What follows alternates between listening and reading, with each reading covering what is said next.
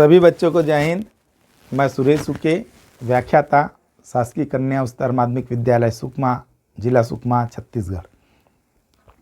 बच्चों, आज हम कक्षा 12वीं विषय भूगोल वार्षिक परीक्षा के संभावित प्रश्नों का अभ्यास करेंगे। भाग 9, प्रश्न क्रमांक 15, प्राथमिक एवं द्वितीयक गतिविधियों में अंतर लिखिए। उत्तर: प्राथमिक एवं द्वितीयक गतिविधियों में अंतर इस प्रकार है। अंतर 1, प्राथमिक गतिविधियां, इसमें प्रकृति से प्राप्त वस्तुओं का दोहन किया जाता है, जबकि द्वितीयक गतिविधियों में प्रकृति से प्राप्त वस्तुओं के स्वरूप में परिवर्तन किया जाता है। अंतर 2, कृषि, आखेट, पशुपालन, मत्स्य पालन आदि प्राथमिक गतिविधियां हैं, जबकि विनिर्माण उद्योग द्वितीयक गतिविधियों में आते हैं। अंतर 3, प्राथमिक क्रियाकलापों की प्रधानता निम्न मानव विकास का सूचक है, जबकि द्वितीयक क्रियाकलापों की प्रधानता उच्च मानव विकास का सूचक है। अंतर 4, अविकसित देशों में प्राथमिक क्रियाकलापों की प्रधानता होती है, जबकि विकसित देशों में द्वितीयक क्रियाकलापों में संलग्न लोगों की संख्या अधिक होती है। प्रश्न क्रमांक 15 अथवा प्रश्न, व्यावसायिक कृषि एवं ट्रक फार्मिंग कृषि को समझाइए। उत्तर: व्यावसायिक कृषि, व्यावसायिक कृषि में फसलों का उत्पादन नगद लाभ या व्यापार की दृष्टि से किया जाता है। इसके अंतर्गत विशेष प्रकार की नकदी फसलें उगाई जाती है। अनेक फसलों का उत्पादन निर्यात के लिए किया जाता है।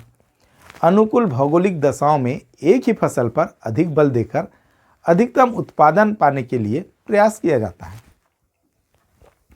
इस कृषि में अधिक श्रमिक, अधिक पूंजी, उन्नत तकनीक, उन्नत यंत्र का उपयोग किया जाता है। कृषि की यह पद्धति आधुनिकतम पद्धति है। इस प्रकार की कृषि उन्नत देशों में की जाती है तथा इस कृषि में अंतर्राष्ट्रीय व्यापार का विशेष प्रभाव पड़ता है। विश्व के विभिन्न देशों में व्यावसायिक कृषि का स्वरूप अलग अलग है। दूसरा, ट्रक फार्मिंग कृषि। ट्रक फार्मिंग कृषि में मुख्यतः फलों, फूलों, साग सब्जियां आदि की खेती की जाती है। उत्पादनों को मुख्यतः उत्पादन क्षेत्र से प्रतिदिन बाजार तक ट्रक के द्वारा पहुंचाया जाता है, इसलिए इसे ट्रक फार्मिंग कृषि कहते हैं। उत्पादित साग सब्जी, फल फूल को द्रुतगामी परिवहन साधनों द्वारा नगरों तक ऊंचा मूल्य प्राप्त करने हेतु भेजा जाता है। जैसे केंद्र प्रदेश से लंदन, लाक्षद्वीप से न्यूयॉर्क साग सब्जियां भेजी जाती है। इसमें प्रमुख सब्जी, पुष्प एवं फल उत्पादन कर बाजार में ट्रक के माध्यम से भेजी जाती है। जैसे नीदरलैंड से फूलों को प्रतिदिन वायुयान के द्वारा यूरोप के बड़े बड़े नगरों को पुष्प भेजे जाते हैं, तथा भारत से आम, संतरा, सेब, अनार आदि विदेशों को निर्यात किए जाते हैं। प्रश्न क्रमांक 16, विश्व में घनी जनसंख्या वाले क्षेत्रों को बताइए, उनके कारणों का संक्षेप में वर्णन कीजिए।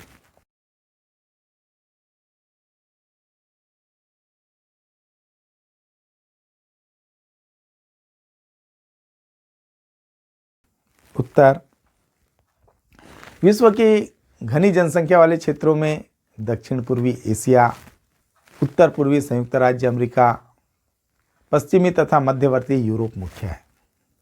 घनी जनसंख्या के कारण इस प्रकार है। पहला, दक्षिण पूर्वी एशिया में, इसके अंतर्गत पहला, उष्ण आर्द्र मानसूनी जलवायु, विस्तृत नदी, मैदान, उपजाऊ मिट्टी। दूसरा, सिंचाई एवं कृषि की अधिकता। तीसरा, बहुपोषित चावल का उत्पादन। चौथा, खनिजों की उपलब्धि। पांचवा, मत्स्य विकास। दूसरा, उत्तर पूर्व संयुक्त राज्य अमेरिका। तीसरा, पश्चिमी तथा मध्यवर्ती यूरोप में। पहला, समशीतोष्ण स्वास्थ्यवर्धक जलवायु का होना। दूसरा, वाणिज्य, उद्योग और व्यापार की प्रगति का होना। तीसरा, उन्नत एवं मिश्रित कृषि। चौथा, वैज्ञानिक विकास। पांचवा, खनिजों की बहुलता। छठवां, तीव्र औद्योगिकरण। सातवां, उच्च जीवन स्तर। इन कारणों से दक्षिण पूर्वी एशिया, उत्तर पूर्वी संयुक्त राज्य अमेरिका तथा पश्चिम एवं मध्यवर्ती यूरोप में जनसंख्या घनी पाई जाती है। अथवा प्रश्न, भारत में सूती वस्त्र उद्योग किस भाग में केंद्रित है और क्यों? लिखिए। उत्तर, सूती वस्त्र उद्योग भारत के पश्चिम भाग गुजरात और महाराष्ट्र में केंद्रित है। भारत में सूती वस्त्र उद्योग के स्थानीयकरण के कारण इस प्रकार है।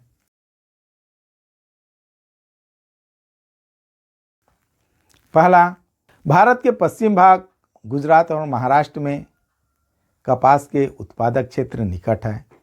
दूसरा, यहाँ पर समुद्री नम जलवायु सूती वस्त्र उद्योग के अनुकूल है। तीसरा, पश्चिमी घाट से सस्ता जल विद्युत प्राप्त हो जाता है। चौथा, महानगरीय क्षेत्र होने के कारण पूंजी की उपलब्धता और बैंकिंग सुविधाएं उपलब्ध है। पांचवा, रेल मार्ग और सड़क मार्गों के कारण परिवहन की पर्याप्त सुविधाएं प्राप्त है। छठवां, सस्ते और कुशल श्रमिक मजदूर उपलब्ध है। सातवां, रसायन उद्योग भी समीप ही स्थित है। इस भाग में सूती वस्त्र उद्योग के 72 से अधिक कारखाने हैं। इसी कारण अहमदाबाद को भारत का मैनचेस्टर भी कहा जाता है। प्रश्न क्रमांक 18, समुद्री यातायात क्यों महत्वपूर्ण है? उत्तर, समुद्री यातायात अंतर्राष्ट्रीय स्तर पर यातायात का महत्वपूर्ण साधन है। इसके प्रमुख कारण इस प्रकार है। पहला, समुद्री यातायात व्यवस्था में आने जाने के लिए मार्ग बनाने की आवश्यकता नहीं पड़ती। दूसरा, समुद्री यातायात मार्गों का रखरखाव भी नहीं करना पड़ता।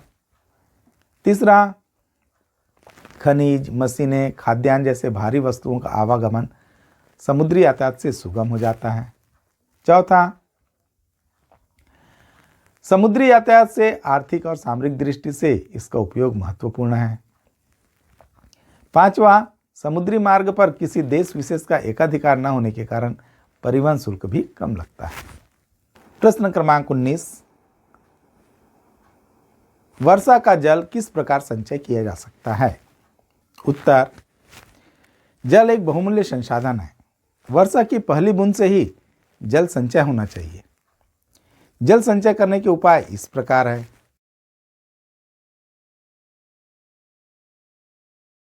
पहला, बांध एवं जलाशयों का निर्माण कर जल को रोकना होगा। दूसरा, आधुनिक ड्रिप फव्वारा सिंचाई पद्धति से जल के बहाव पर नियंत्रण करना होगा। तीसरा, जल शुद्धिकरण संयंत्रों की स्थापना करके औद्योगिक क्षेत्रों के जल को शुद्ध करके प्रयोग करना होगा। चौथा, लोगों में जल संसाधन के प्रति जागरूकता उत्पन्न करना होगा। पांचवा, वाटर हार्वेस्टिंग को प्राथमिकता देना होगा। छठवां, वृक्षारोपण और वनस्पतियों के विस्तार से भूमिगत जल स्तर को बढ़ाना होगा। सातवां, कम वर्षा वाले क्षेत्रों में शुष्क कृषि पद्धति को अपनाना होगा। प्रश्न क्रमांक 20, छत्तीसगढ़ में कृषि की क्या क्या समस्याएं हैं? लिखिए। उत्तर, छत्तीसगढ़ में कृषि की समस्याएं इस प्रकार हैं। पहला, छत्तीसगढ़ में अनिश्चित एवं अनियमित वर्षा का होना। दूसरा, छत्तीसगढ़ में पारंपरिक तरीकों से कृषि का करना।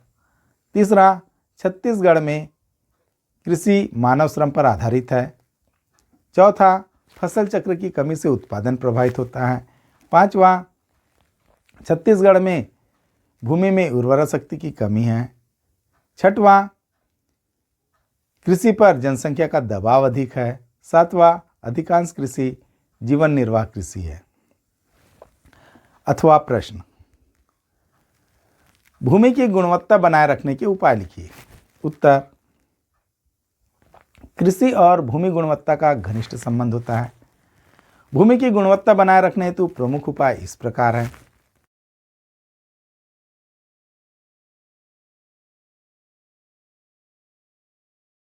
पहला, वृक्षारोपण। नदियों के आसपास तथा खेतों की मेड़ पर वृक्षारोपण किया जाए। दूसरा, पशु चारागाह हेतु निर्धारित भूमि पर ही पशुचारण का कार्य किया जाए। चराई से असंगठित मृदा का तीव्र अपरदन होता है। तीसरा, नदी अपरदन रोकने के लिए बांध बनाया जाए। बांध का पानी सिंचाई व अन्य कार्यों में किया जाए। चौथा, खेत के आसपास मेड़ बनाकर मृदा अपरदन को रोका जाए। पांचवा, भूमि पर ढाल की दिशा में जुताई न करें, इससे अपरदन रोका जा सकता है। छठवां, खेतों में रासायनिक खाद का प्रयोग न करें, इससे भूमि की उर्वरा शक्ति कम हो जाती है। सातवां, कृषि योग्य भूमि पर उद्योग न लगाया जाए। तो बच्चों, इसी के साथ ही हमारी आज की क्लास यहीं पर समाप्त होती है। मैं उम्मीद करता हूँ आपको मेरी क्लास पसंद आई होगी। इसे ज़्यादा से ज़्यादा लाइक करें, शेयर करें और सब्सक्राइब करें। धन्यवाद। जय हिंद।